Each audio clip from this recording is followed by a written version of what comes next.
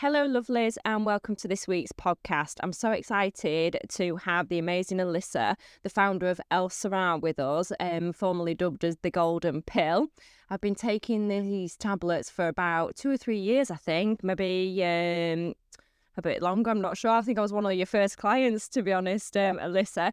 But I wanted to bring you in today because I wanted you to tell us about your journey and why you decided to do it, and also for me personally to thank you for this amazing pill, because it literally, for me and my clients, it's just one of those things that you talk about when you're feeling tired, when you're going through the perimenopause and you wanted a bit more energy and you don't know what tablets really work. So I just wanted to just say, first of all, thank you for joining us and thank you for inventing such an amazing product. So can you tell us a little bit about your journey and why and when you obviously decided to launch the product?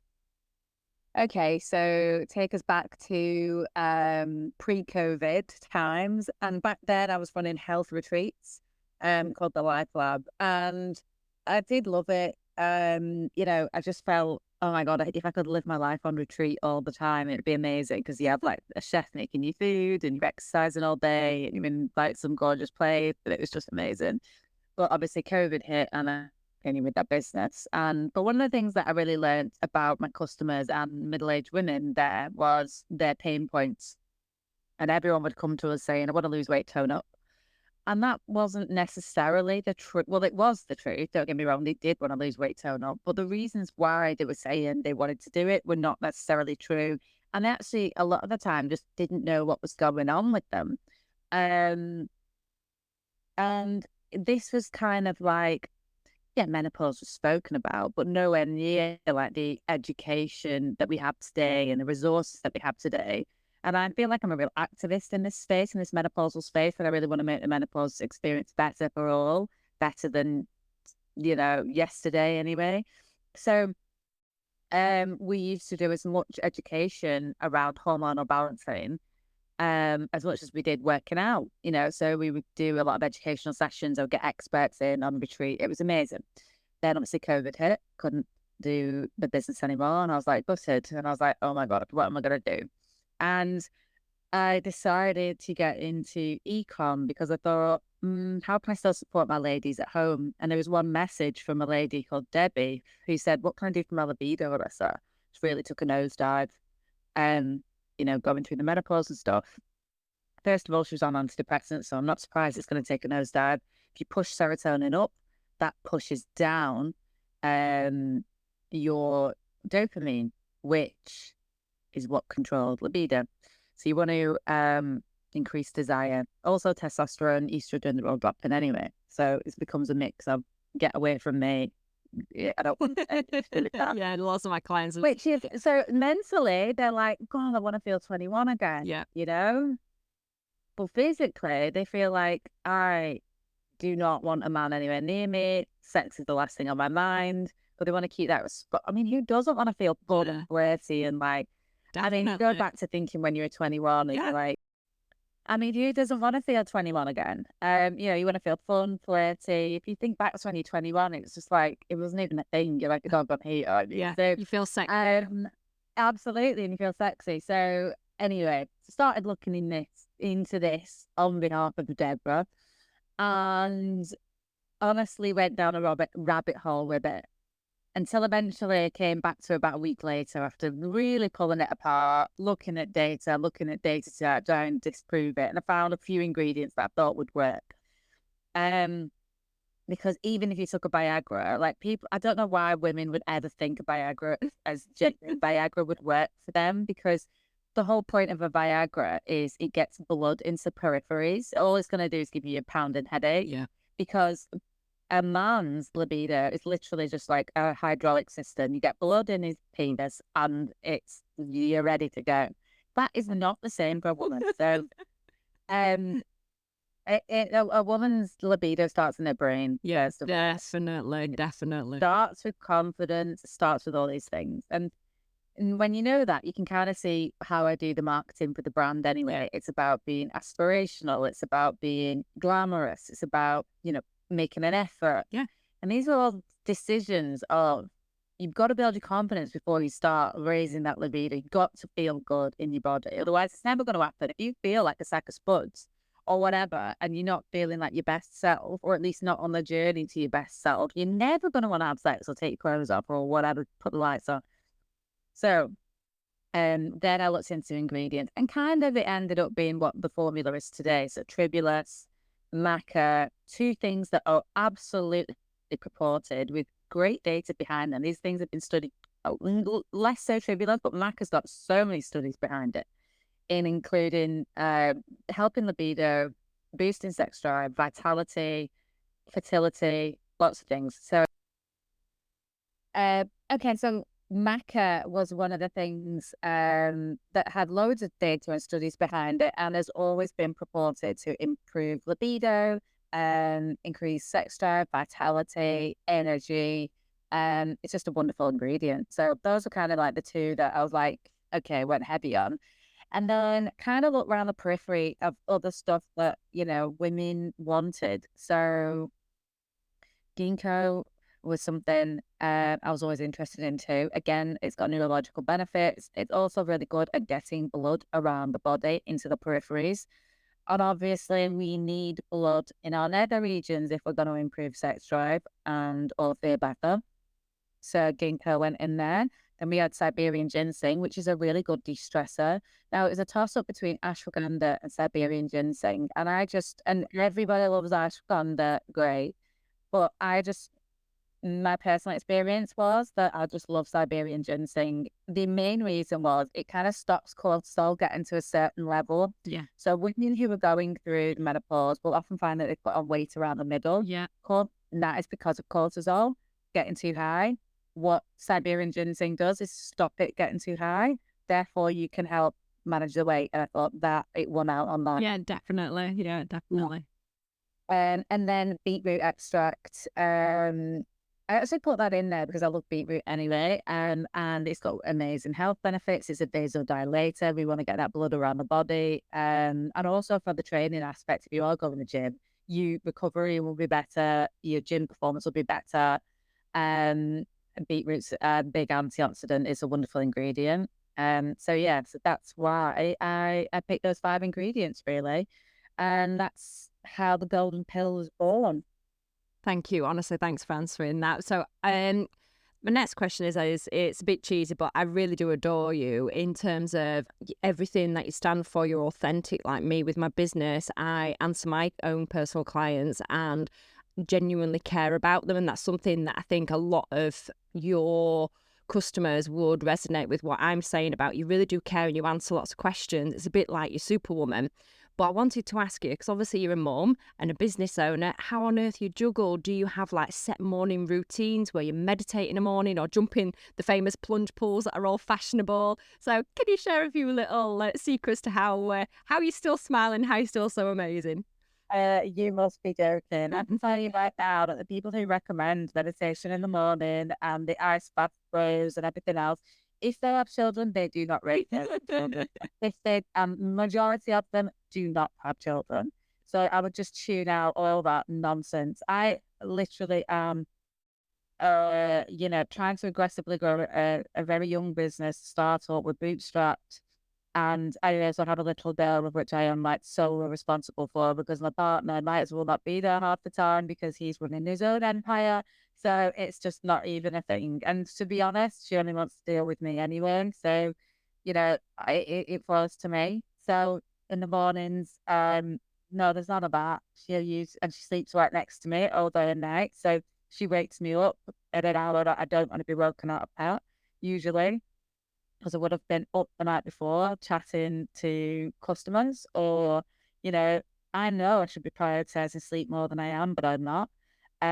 Because those are my hours in the day to get stuff done, usually when I'm trying to research something. So those will be the hours that, people don't forget. This information doesn't just come into my head.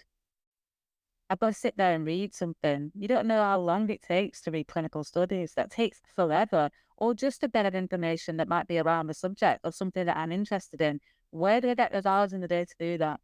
So it might seem like, oh, well, you've been sat at home all day. What do you fucking think I've been doing all day? You know what I mean? It's like, it annoys me when people say, we've been over it. I'm literally trying to get focused so I can read a few pages of something that's really difficult for me to understand. So I usually do that in the middle of the night, between the hours of 10 and 12. And then I think, oh no, then it's midnight. I need to go to sleep before Grace wakes me up at 6 in the morning. So 6 in the morning, I wake up, get her breakfast, get her sorted. Then she'll watch a bit of telly. And then I think, right, let's have a look what I've got to do today, blah, blah, blah. Scroll through Instagram, have a coffee, what I done. So if this is like, I want people to listen to this and think, yeah, that's like so this is not this is not textbook morning routine. I'm not saying anyone should do this. I'm just telling you what realistically, brutally honestly, this is what I do. Quick shower, put some gym kit on, and then whatever. I do have childcare, so that helps. And then whatever we've got on that day, if it's a podcast, I then get ready for the podcast. Again, I'll do a bit of reading around the subject, around who the guest is. Or I might have done that the night before and it's just freshening up my memory. Or like today, I've got a day in the office. I mean, last week we had a big photo shoot to do. I saw that. So there's a lot. So that's a lot of running around to gather everything up for that. So there's I can't remember the last time I went to the gym, even though like I've prepaid for the gym. Can't get in. The PT messages me every day. Are you going to come in this week? Or are you going to come in this week? You're losing it. You've lost all your gains that just not trying to make me feel bad. It's just giving me the reality check. And I'm like, I haven't got time. Bitch, I haven't got time. It's so hard, isn't it? My nails are disgusting. I need to go get my eyebrows waxed. I've got vouchers for facials and things like that I can't then get done. So it's just, there's no, like, oh my God, there's got problems. I'm just letting you know that I don't get it all done. I am definitely not Superwoman. And then I've been a few hours in the day where I catch up on a few things. I miss loads of emails, miss loads of people getting back to me, as you well know. They're the one to get this done. And I just try. All I can do is try my best. Yeah. And that's literally all I can do. Well, I can honestly say you hold it together really, really well. And it's actually quite refreshing for someone, especially as successful as you, to be real about it. Because sometimes you look on Instagram and you just think, I feel guilty all the time because I don't feel like I'm succeeding at everything. And you'll let emails slip, or you'll accidentally forget to go and make something for school for your little one, or you just feel like you're spinning plates constantly, don't you, being a mum and a business owner? Yeah, I don't know what the answer is. Maybe we've made a bit of a lie in that you can have it all, because I don't believe you can. Yeah. And actually, the 80s career woman, we can have it all. I don't believe that. And I actually think more women are turning off from that. And actually, more people are thinking, no, I want to be a stay-at-home mum, want to be a kept woman. I'm seeing a big trend towards travel life. Yeah. I mean, God bless Kerry. She picks up a lot of this like for me in work. She's amazing. Yeah, I don't know what I would do. Well, the business wouldn't be in the way that it is at all, ever. So, but you need somebody you need people around you to help, 100%. Yeah, you do. So Grace has childcare, which is great, which really gives me a bit of help, just to give me some hours in the day back. Yeah. Kerry kind of has everything under control in work, and I trust her with what she would say on my behalf, etc.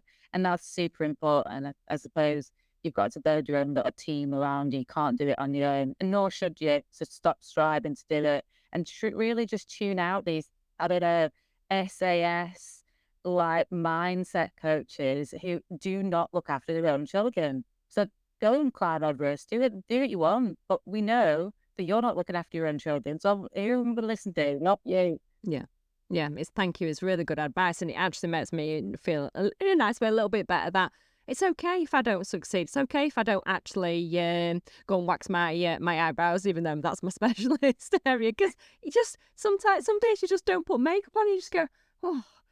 It's hard, isn't it? It really, really is hard. So thank you for being truthful about that. But yeah, I am sure all your listeners, all your customers, as mine, will still think you're Superwoman. And you are. So don't you be hard on yourself, because you literally are building a massive empire and making us feel better about ourselves. So I was going to ask you, and it's still relevant, I wanted to ask you some top tips for us women when we feel a bit overwhelmed and we're not sure about HRT. I love your podcast. They are inspirational. And I love the fact that you talk about take your own responsibility.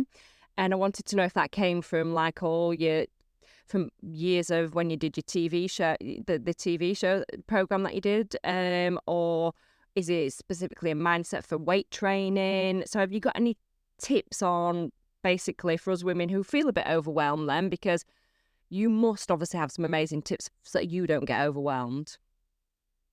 I often feel overwhelmed, but I'm just like, oh, I'm a real, I don't know what the answer is, Yeah. right? But I truly believe, like, well, it's not selfish, but I can be really selfish. No, I'll just be like, no, I'll get to a point and go, I'm not doing it, and I'm not doing it. And that can be anything, whether it's around the house, whether it's like my partner's not pulling his weight, and I go, well, I'm not doing it then because you don't do it. Yeah. You know what I mean? Like if he shouts at me if you're not doing something boring, I'm like, you're not up to him. Do you know, like he did my editing the other day actually. We went away for the weekend and it was just like it was default mode that I did all the cooking and cleaning because he went, "Are you not putting breakfast on then?" I was like, at what point was it my job to put on breakfast? I've just been said Morrison's the bone by it or I banged it down on the table and there you go. And now he's like having a go because I wasn't gonna make it. Yeah, we're still in that era, aren't we, where they think that we've got, in a nice way, because we've got vaginas, we're expected to do the cooking, but you can't do it all. And you end up being racked with guilt and then you get overwhelmed because you think, oh my God, just let's get a takeaway. Well, and then everybody sat there with plates and they were all sat there and I went, I'll just eat them there. There's no way I'm doing it. Do you know, like, no, I'm not here to pick up shit after everybody. I'm not. And I don't know. So I think women need to be a bit more vocal about it. You're less agreeable, maybe. Yeah. And I'm not an agreeable woman. I don't know where it's come from because I'll tell you now, I was one of the shyest. I mean, like, to the point where my teachers used to come in and like speak to my mum because I never spoke in school. And she would never think about me because I'm probably one of the most like, confident. You are very confident, and that's inspiring. Quite a confrontational women you could ever meet these days. But I think it's just come from a point of, oh my God, like, I'm past the point of being nice sometimes. So it's like, let's just get to the point because I'm really on the clock here. So I think being less agreeable in certain situations so you don't get overwhelmed would be the first thing. And then realistically, so what? Oh my God, right, there's loads of washing up to do, so what? I'm going to bed, I'll deal with it tomorrow, or whatever it might be. Does anyone really care? No. It's that world of social media where you expected everything, your house to look perfect, you to look perfect and ready to go. Everything's always about the woman should be perfect and have all the ducks in a row. My ducks go to Jamaica often. I just wouldn't buy into that, honestly, because their houses are not perfect. They might look all tidy and stuff for that social media post, but I can guarantee you, I have a house influencer who lives next door to me, and I love it when she does, like, she puts up this beautiful post of her house, and then she does, but this is not the reality 99% of the time, this is, and she's got 3 boys, right, and she shows the actual reality, and I love seeing that, with there's boxes everywhere, and there's kids' clothes everywhere. And that's the reality, and we need to see a bit more of that. Definitely. And at the end of the day, who are you trying to impress? Just ask yourself, who are you trying to impress? Yeah. It went weird. It really went weird, social media, didn't it? Where it was all about egos and everyone had to just look instantly perfect. And I have seen a lot of people that I follow, they are becoming more real, aren't they? Real women, real feel answers and real behind the scene things. Yeah, I love that. Like, you've got people around you like that do that as well. So thank you for that, for the overwhelm. So basically, we're all allowed to be overwhelmed, and if you feel overwhelmed, just think: is this life or death? Yeah, probably not. Like, why are you getting so stressed that the washing's not done? Yeah, you can get pissed off that nobody helped you. I can completely understand that. But so let's leave it there then. Leave it there. It's hard. Like, I guess the ones to do it. Now, I'm in a fortunate position, by the way, where I do have help in the house as well. So I completely get that. But if it's going to avert loads of arguments between you and your partner, go and get that help. Yeah. Who's saying you have to do it all? If you can afford to do that, I would do that. Yeah. Because just to keep on top and doing the maintenance, that would be a dream. It's just a cleaner as well sometimes, just having that bit of a cleaner just to come in, because if you think about how much money you could earn, if you spend all your time cleaning, it's just easier. They're the ways I've got rid of overwhelm. In terms of, if you spent absolutely ages doing social media, you could have actually been earning some money or spending time with your family. And it is about delegating, isn't it? I have learned that over these past few years. You've got to delegate more. You can't take it all on, or as you just feel overwhelmed, especially when you start hitting that perimenopausal age. Everything just can get on top of you, can't it? So Yeah, delegate. Yeah. If I haven't got time to go to the gym, which is one of the most important things of my life, I'm certainly not wasting my time unloading the dishwasher and putting a load of washing on for everyone else who's not going to appreciate it. I can tell you that. Can I I still am number one in my life, and then me and Grace are number one in my life. Yeah. That's it. As long as she's happy, I'm happy. Do you find gym is your happy place? And obviously, I remembered a podcast a while back. You're talking about like weight training and everything, and you're an advocate for women, especially in the 40s, doing weight training. Can I ask if a personal question? How old are you, if you don't mind me asking? Because you look amazing. 39. You just look absolutely amazing. And are you suffering from any of the perimenopausal like things? I wouldn't say so. Not at the moment. Yeah. But I take Sera religiously, and I take, a lot of gang of supplements. Yeah. So I wouldn't say so. Definitely, I feel my performance just in life and in general, concentration levels and everything will be better if I slept better. But I just literally haven't got enough hours in the day. Yeah, fair enough. To do everything. But yeah, weight training is so important to me. It's how you look great. It's how you feel great. And I'm not just doing it for aesthetics these days. I'm doing it because I'm like, you lose it. Like now at 39, 40, that's it. You're starting to lose so much muscle tissue and you're going to lose it every year beyond. Yeah. So even if you have to just maintain what you've got anyway. Yeah. I'm not talking about becoming a bodybuilder. You're not going to do that. You will need to maintain that muscle and you need to lift heavy weights to do that. And if you're not, you're going to find yourself in real trouble when you're older. Yeah. And I don't want to be in that place because I know this. Yeah. So it is like my number one priority. It's just really unfortunate that I'm just like, I'll get there at the moment. I'm literally the same. One of my friends owns a gym and she's been talking to me about weight training and obviously I've been listening to you as well. And it's something I know I have to do because I'm 45 and I've definitely started feeling aches and pains in my knees and things like that. So it's definitely on my list. I keep avoiding it, but hopefully watch this space. I will start doing some weight training because everybody keeps saying it's better than cardio. It's better. It just will help build and strengthen everything. So if you want to get you want to get to the point where if you do not go to the gym for a day, if it's like rest day, you're gutted, you're missing it. Yeah. And when you've got to that stage, you've cracked it. You have cracked it. And I swear to God, you'll never look sexier, fitter. You'll look so good in clothes. Because if you want to lose weight, like fat, you have to eat better. You want to look sexy, you have to weight train, and you want to maintain that. You want to look great for longer. That's it. Right, okay, I'm on it because I know you can be bossy and you can like non-negotiable and you keep people accountable. So that is definitely on my list. I'm going to start weight training.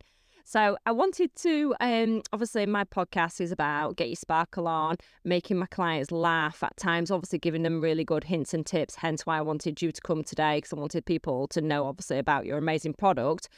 So I've shared a few funny stories about embarrassingly on my honeymoon. There was a punami incident, really, really bad, but I can laugh about it now. And I've got an amazing, crazy fear of heights that sends me into an absolute batshit crazy person. I'm sorry for swearing. So is there anything funny over the years that you've gone, oh my gosh, why did you do that? Or you've got any crazy, like, scary moments?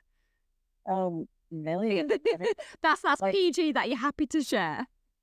I mean, like, when I was a journalist, I was like ruthless, So some of the situations I got myself in those days were ridiculous. I should do a whole podcast on that. Definitely. Really, because some of those situations were crazy and really challenging. In terms, and then of course you're always in embarrassing situations. One of the most embarrassing situations actually is when I went to do Bear Grylls, like meeting him for the first time, and you got like 20-minute chat with him. Do you know what I mean? And he knew all about your background and why he picked you and stuff like that. But I don't know why he picked me to go on it. Probably because I was useless. I've never even camped before. And then, but I was like keen to learn and whatever. And actually, the island taught me a lot about myself. It was, those kind of extreme conditions will show you who you really are. If you didn't already know, I'm a lot more of a like moaner than I thought I would be. I'm definitely not somebody you should have around. Like, you know, when you're in the trenches sometimes, so I just didn't stop moaning about uncomfortable ones. So I'm on this boat and I'm chatting to Bear, and then I'm dying for a wee, literally dying for a wee. And there's like 4 hours worth of filming that we were doing on the boat to do this like dropping off shot. So it's loads of overhead with drones. It was loads of like, you know, fast paced camera work on this boat, looking out to sea, looking at the side and blah, blah, blah. This took about 4 hours. I'm absolutely dying for a wee, like dying for a wee, and there's nowhere to go on this boat. And I was like, oh my God. Anyway, so just chatted to Bear, and I'm literally busting, like to the point where like my stomach's so full. I just feel like, oh my God. Anyway, I was like, I really need to go to the toilet. And he was like, no problem. So he stopped the crew, and then like he had to stand watch so I could just hang my bum off the back of the boat and have a wee. Do you know what I mean? God. Literally just got here, and I'm having a wait in front of like 24 people who I've never met before on Bear Grylls. Well, it is what it is. Oh, that's funny. I'm sure that'll make my listeners giggle. So thank you for sharing that. And I want to thank you again. No toilet roll either. Oh, no toilet. I hate. Yeah, men just don't get it, do they? That no toilet roll thing. Pull it on my pants. I can't really do anything. But saying that, sometimes when we're out in pub toilets and there's no toilet roll, you just got to get on with it. And the joys of being a girl. Thank you. It has been my absolute pleasure to have you, and I can't wait to listen to some more of your own podcasts. So thank you for joining me. I really, really appreciate it.